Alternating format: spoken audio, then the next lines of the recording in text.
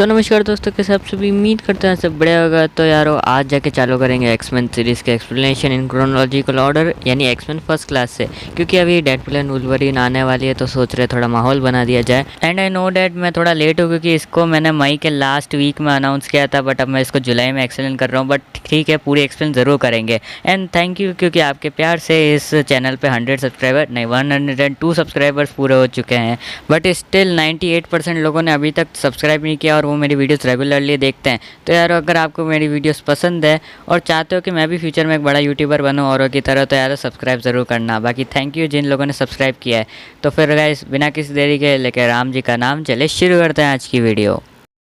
X Men first class, इसमें कहानी दिखाई गई है हमें म्यूटेंट्स की। म्यूटेंट्स एक इस टाइप के इंसान जिनमें जेनेटिक म्यूटेशन के चलते एक अदृश्य सी शक्तियाँ आ जाती है, और ये सब होता है रेडिएशन की वजह से। और इस प्रकार के म्यूटेंट्स इस दुनिया में फैले हुए हैं, और उन्हीं में से एक की कहानी हमें दिखाई जाती है पोलैंड 1944 वर्ल्ड वॉर 2 के टाइम, जब एक लड़का और उसकी माँ बहुत सारे लोगों के साथ कहीं शिफ्ट करे जा रहे थे। लेकिन उसी बीच उसकी माँ उससे बिछड़ जाती है और उसकी माँ को एक लोहे के गेट के उस पार भेज दिया जाता है। और वो लड़का जिसका नाम एरिक था वो उसकी माँ से मिलने की कोशिश करता है, बट उसे सोल्जर्स रोक लेते हैं। लेकिन वो भी एक म्यूटेंट था जिसके पास लोहे की चीज़ों को काबू करने की शक्ति थी, जिस वजह से वो वहाँ के लोहे के गेट को हिला पा रहा था और वो सोल्जर्स उसे नहीं रोक पा रहे थे। इसलिए उसे एक सोल्जर ने मार के बेहोश कर दिया, और इस दृश्य को एक नाजी जनरल श्मिट देख लेता है। वहीं दूसरी तरफ न्यूयॉर्क में उसी दिन एक और घटना घटती है, जब एक बच्चा जिसे घर के किचन से कुछ आवाज़ आती है, और क्योंकि जो भी एक म्यूटेंट ही था जिसके पास mind reading and mind control की पावर्स थी, और जब वो किचन में जाके देखता है तो उसे वहाँ उसकी मॉम मिलती है, और जब वो उससे बात करता है तब उससे मालूम पड़ता है कि ये उसकी मॉम नहीं है। तो वो उसका माइंड रीड करता है और उससे बोलता है कि वो अपना असली रूप में आए, क्योंकि वो जानता है कि वो उसकी माँ नहीं है। तब उससे मालूम पड़ता है कि वो एक बच्ची है और जिसका नाम है रेवन, और वो उसको देख के खुश होता है क्योंकि वो रेवन भी उसी की तरह एक और म्यूटेंट थी। तो वो उससे दोस्ती कर लेता है और अपना नाम बताता है चार्ल्स जेवियर, और उसे अपने साथ रहने कहता है। वहीं दूसरी तरफ श्मिट उस लड़के यानी एरिक लैंसर को अपने पास बुलाता है और उसे एक सिक्का देता है और उससे कहता है कि वो सिक्के को हिला के दिखा जैसे उसने वो गेट हिलाया था, और उसको धमकी देने के लिए वो उसकी माँ को भी ले आता है और वो कहता है कि वो 3 तक गिनेगा, अगर उसने सिक्का नहीं हिलाया तो वो उसकी माँ को मार डालेगा। जिसके बाद एरिक अपनी पूरी कोशिश करता है सिक्के को हिलाकर अपने माँ को बचाने की, लेकिन वो ऐसा नहीं कर पाता, इसलिए श्मिट उसकी माँ को गोली मार देता है। और फिर एरिक गुस्सा होने के बाद वहाँ पे रखी सारी मेटल की चीज़ें तोड़ देता है और उन सबको इधर उधर कर देता है, जिसके बाद वो वहाँ पे 2 सोल्जर्स को भी मार देता है जिनके पास लोहे का हेलमेट था।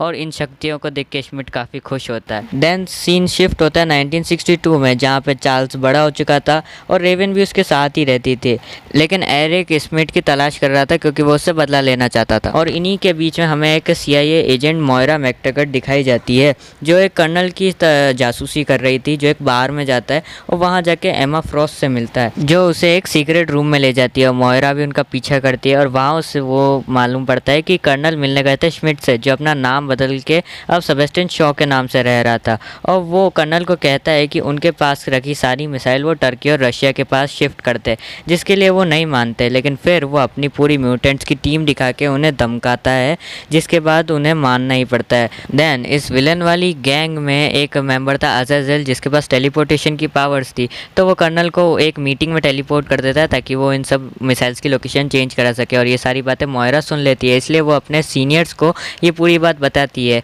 कि उसने कर्नल की बातें क्या सुनी और म्यूटेंट्स को देखा, लेकिन उसकी बात पे कोई विश्वास नहीं करता क्योंकि कर्नल उनके सामने ही बैठे हुए थे। इसलिए तो मोयरा लग जाती है एक ऐसे आदमी की तलाश में जिसको म्यूटेंट्स की अच्छी जानकारी हो, ताकि वो अपने सीनियर्स को विश्वास दिला सके। इसके लिए वो मिलती है चार्ल्स जेवियर से और उसे सब म्यूटेंट्स के बारे में बताती है। तो वो उसका दिमाग पढ़ता है और उन सब म्यूटेंट्स को देखता है, जिससे देख के वो शॉक हो जाता है और फिर वो उसकी मदद करने के लिए राज़ी हो जाता है। वहीं दूसरी तरफ कर्नल शॉ के पास आया था इस काम की और पैसे मांगने के लिए, लेकिन शॉ ने उसे मना कर दिया, जिसके बाद वो उसे धमकी देने के लिए ग्रेनेड निकाल लेता है। लेकिन शॉ बिना डरे उस ग्रेनेड को छीन के खोल देता है। क्यों? क्योंकि वो भी एक म्यूटेंट था जो एनर्जी एब्जॉर्ब कर सकता था, और वो उस पूरी ग्रेनाइट की एनर्जी को कर्नल के ऊपर छोड़ देता है, जिस वजह से वो मर जाते हैं। वहीं दूसरी तरफ मोयरा चार्ल्स को अपने सीनियर्स के पास लेके आती है और वो उन्हें म्यूटेंट्स के बारे में एक्सप्लेन करते हैं, बट कोई उसकी बात नहीं मानता।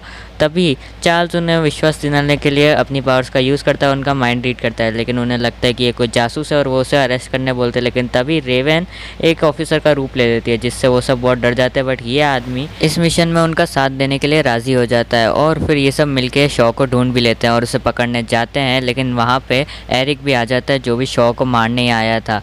लेकिन तभी वहाँ मिलिट्री के लोग आ जाते हैं, लेकिन शॉ के म्यूटेंट्स बच्चे या फिर जो भी कह लो चमचे उसे बचा ही लेते हैं। तो चार्ल्स ट्राई करते हैं कि वो शॉ का माइंड कंट्रोल कर ले, लेकिन वहाँ पे एक और माइंड कंट्रोलर एमा फ्रॉस्ट थी जो उसे ये काम करने से रोकती है। लेकिन तभी एरिक अपना जलवा दिखाता है और शॉ को मारने का ट्राई करता है, लेकिन वो एक सबमरीन में बैठ के निकल जाता है और वो उसका पीछा भी करता है। बट चार्ल्स को मालूम था कि वहाँ पे कोई और भी है, तो वो उसे रोकने की कोशिश करता है और उसे समझा लेता है। और इन दोनों का मिशन एक ही था, तो ये दोनों एक साथ मिल जाते हैं। और ये सब मिलते हैं एक साइंटिस्ट से जिसका नाम था हैंक, जो भी एक म्यूटेंट ही था, जिसके पाँव की जगह हाथ यानी एक बंदर जैसा था, लेकिन काफ़ी कमाल का बंदा था। लेकिन वहीं दूसरी तरफ शॉ अपने लिए कैसा हेलमेट बना लेता है जिससे कोई भी माइंड कंट्रोलर उसका माइंड रीड नहीं कर पाता। वहीं दूसरी तरफ हमें एक मशीन दिखाई जाती है जो कि हैंक ने बनाई थी, जिससे दुनिया में किसी को भी ढूंढा जा सकता है। और इसी का यूज़ करके चार्ल्स बहुत सारे म्यूटेंट्स को ढूंढने की कोशिश करता है ताकि वो अपनी एक काफ़ी बड़ी टीम बना सके। और यहीं पर वो अपने वुल्वरीन यानी लोगन से भी मिलते हैं, बट वो उन्हें गालियाँ देके भगा देता है। देन हमें पहली एक्समैन टीम दिखाई जाती है जो एक दूसरे की पावर जान के एक दूसरे से दोस्ती कर रहे थे और एक दूसरे का सीक्रेट नाम भी रख रहे थे, जैसे रेवन का मिस्टिक, चार्ल्स का प्रोफेसर एक्स और एरिक का मैग्नीटो और हैंक का बीस्ट। बट वहीं मॉयरा को खबर मिलती है कि शॉ की पार्टनर एमा रशिया चली गई है, तो फिर वो एरिक और चार्ल्स मिलकर रशिया जाते हैं ताकि वो एमा को पकड़ सके और इनका मिशन क्या है उससे जान सके। वहीं हमें एमा दिखाई जाती है जो एक रशियन कर्नल से मिलने आई थी और उससे कुछ बात कर ही रही थी, लेकिन इसी बीच एरिक उसे मारने आ जाता है और चार्ल्स भी उसके पीछे पीछे आ जाता है और ये दोनों मिलकर पहले कर्नल को बेहोश करते हैं, उसके बाद एमा को पकड़ लेते हैं और उससे उनका मिशन पूछते हैं, बट वो नहीं बताती, इसलिए वो उसे नॉर्मल रूप में आने पर मजबूर करते हैं। और तब चार्ल्स उसका माइंड रीड करता है और इन्हें मालूम पड़ता है कि शॉ यूएस और रशिया के बीच में वर्ल्ड वॉर 3 करवाना चाह रहा था ताकि उससे इनकी पॉपुलेशन और इकोनॉमी को काफ़ी डैमेज हो और रेडिएशन का लेवल बढ़ जाए, जिससे म्यूटेंट्स की भी आबादी बढ़ जाएगी और फिर इन्हीं का राज होगा। Just a villain thing. खैर ये विलन वापस जाता है उसी जगह पे जहाँ पे उन म्यूटेंट्स को रखा गया था और वहाँ पे सब सिक्योरिटीज़ को साइड में हटा देता है और इसके सारे चमचे भी इसके साथ आए थे। देन शॉ इन एक्समैन से मिलता है और इन्हें बेला फुसला के अपने साथ आने को कहता है, जिनमें से ये 2 लोग इनके साथ आ भी जाते हैं। बट ये एक प्लान होता है क्योंकि इनकी टीम का एक मेंबर इस पर अटैक कर देता है, बट शॉ उसकी सारी एनर्जी एब्जॉर्ब करके इन्हीं के एक टीम मेंबर के अंदर छोड़ देते हैं, जिस वजह से उसकी बहुत बुरी तरह से मौत हो जाती है। फिर हमें शॉ को दिखाया जाता है जो उसी रशियन कर्नल के पास गया था, जो उसे कहता है कि क्योंकि यूएस ने अपनी मिसाइल टर्की में रखवा दिया तो रशियन मिसाइल्स को क्यूबा में रखवा दिया जाए, जिसके लिए वो पहले नहीं मानता बट थोड़ी धमकी दे के उन्हें मनवा ही लेते हैं। फिर उसके बाद हमें चार्ल्स और उनकी टीम दिखाई जाती है जो उन्हें अपने घर लेके आया था ताकि यहाँ पे इनकी पूरी ट्रेनिंग कर सके और इन्हें बताता है इनके पावर लेवल के बारे में कि इनके पास कौन कौन सी एबिलिटीज़ है। वहीं दूसरी तरफ हैंक एक ऐसी दवाई बनाता है रेवन के डीएनए से, जिससे इनकी पर्सनैलिटी में कुछ चेंजेस आ सकते हैं लेकिन इनके पावर्स पे कोई असर नहीं पड़ेगा। और वो इसे रेवन को भी दिखाता है बट रेवन उसे लेने से मना कर देती है, इसलिए वो खुद ही अपने साइंस लैब में जाके अपने ऊपर इंजेक्ट कर लेता है, जिसका असर उस पर थोड़ा सा बुरी तरीके से होता है। देन अगले दिन जब बाकी एक्समैन उस लैब में जाते हैं तो वहाँ सब टूटा फूटा मिलता है और उन्हें लगता है कि हैंक अब वहाँ से जा चुका है, इसलिए वो अकेले ही एक प्लेन में बैठ के निकल जाते हैं क्योंकि उन्हें भी शॉ के प्लान का मालूम पड़ गया था। लेकिन तभी इनके सामने हैंक फिर से आता है जो अब पूरी तरह से ब्लू हो चुका था मिस्टीक की तरह, लेकिन वो इस मिशन में इनका साथ देने के लिए राज़ी हो जाता है, इसलिए वो इन्हें भी ले लेते हैं और चल जाते हैं क्यूबा की तरफ जहाँ पर अमेरिकन और रशियन शिप्स ऑलरेडी मौजूद थे। और इनके सामने वो शिप भी थी जिसमें सारी रशियन मिसाइल्स थी, लेकिन उससे इनका कांटेक्ट नहीं हो पा रहा था। तभी सारे एक्समैन अपना प्लेन लेके वहाँ आ जाते हैं और चार्ल्स अपनी पावर का यूज़ करके उस शिप में झांकता है तो मालूम पड़ता है कि अज़ाज़िल ने वहाँ सबको मार दिया है। और दूसरी तरफ अमेरिकन को ये ऑर्डर मिल चुके थे कि जैसे ही वो शिप क्यूबा की बॉर्डर लाइन क्रॉस करे ये जंग चालू कर दे, तो फिर वो एक रशियन सोल्जर का माइंड कंट्रोल करता है और उसी के हाथों एक वही रशियन शिप को पूरी तरह से उड़ा देता है कि वैसे उसमें कोई था नहीं, इसलिए जिस वजह से इनकी जंग रुक जाती है। देन शॉ ये सब देखने के बाद अपने सबमरीन में लगे न्यूक्लियर रिएक्टर को चालू कर देता है, उसकी एनर्जी एब्जॉर्ब करने लगता है ताकि वो वहाँ मौजूद सबको मार सके। लेकिन तभी एरिक अपनी पावर का पूरा यूज़ करके एक खतरनाक सा सीन हमें देता है, यानी पूरी सबमरीन को पानी से बाहर खींच लेता है और उसको फेंक देता है वहीं क्यूबा के आइसलैंड पे। उसके बाद हमें इन दोनों म्यूटेंट टीम्स की काफ़ी गजब सी फाइट देखने मिलती है और एरिक उस सबमरीन के अंदर चला जाता है और उस शॉ को ढूंढ लेता है, जहाँ पे वो शॉस को मारने की कोशिश करता है बट कोई फ़र्क नहीं पड़ता।